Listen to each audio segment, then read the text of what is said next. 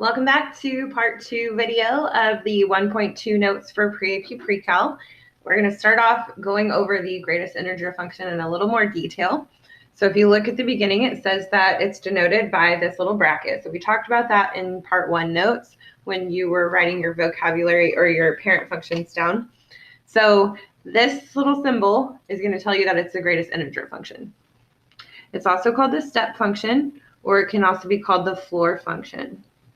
And sometimes you might see it as like a little L bracket instead of the double bar bracket. So what happens with the greatest integer function is that you're going to start at 0, 0, and you're going to extend 1 unit until you get to 1, and then it's going to leave an open circle there. And it steps or jumps up to a closed circle at 1, 1. So instead of 1, 0, we now have a point at 1, 1. And we're going to extend the step 1 more unit until we get to 2, and then we're going to open circle and hop up to 2, 2 with a closed circle. Slide it over, open circle at 3, step up to 3, 3, closed circle, slide, open, step up, slide, open, step up. And we go the other direction. So going this way, we would reverse it. So I'm just going to do this with my closed circles, and then my open circles will be underneath them, just following the pattern. And each one of these are going to create steps between them.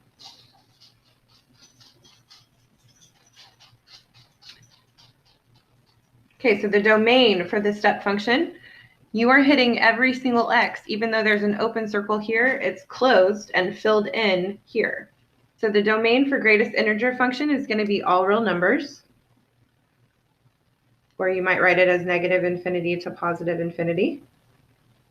And the range for this on the y's, it's not hitting every single piece of y, including the decimal values. It's hitting just the whole numbers, as well as the negative whole numbers.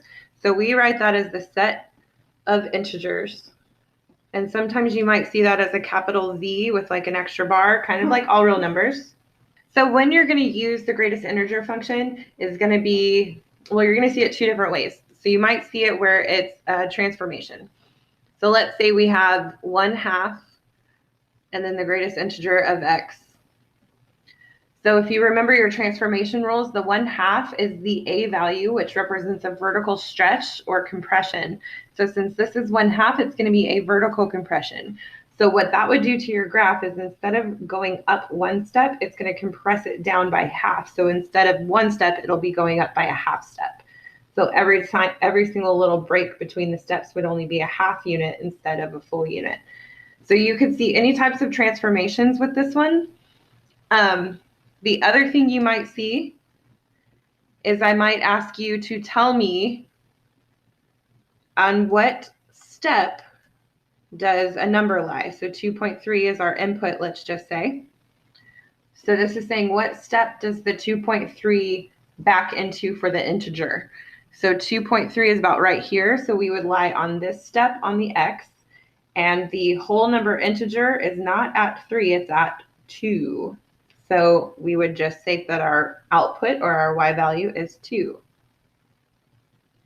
You may also see where it's asking you what the x value is, or what the interval of the x would be if your output was at, let's say, 4.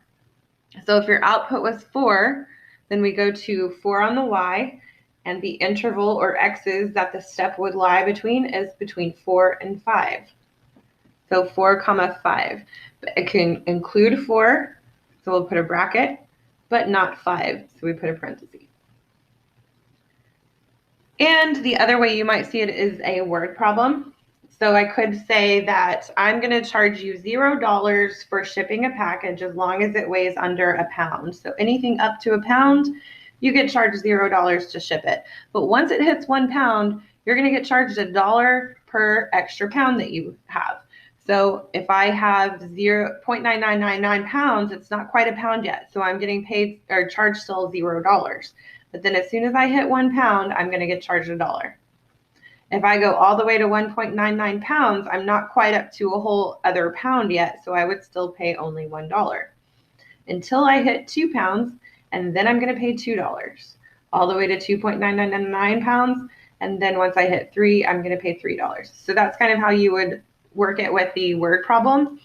And with word problems, you approach it just like you would a linear function. So let's keep that same concept and say that I'm going to pay $5.50 for the first 0 to 1 pounds before I hit 1 pound. So that would be what we're paying no matter what if we want to ship. And then for every additional pound, I'm going to pay, let's say, $2. So then from there, I'm going to pay $2 for every pound after 0 to 1. So then we could say X, $2 for every X pounds after that. So if it was 0 pounds, we would just pay 2 times 0, which would be $5.50.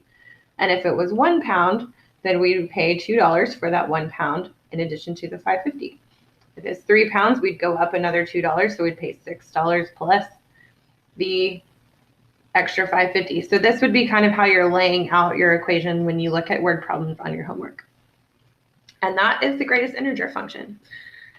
Moving on, we're going to talk about piecewise functions. I'm going to make that a part 3 video just so y'all can easily find like parent functions, greatest integer, and piecewise. So part 3 video is coming up.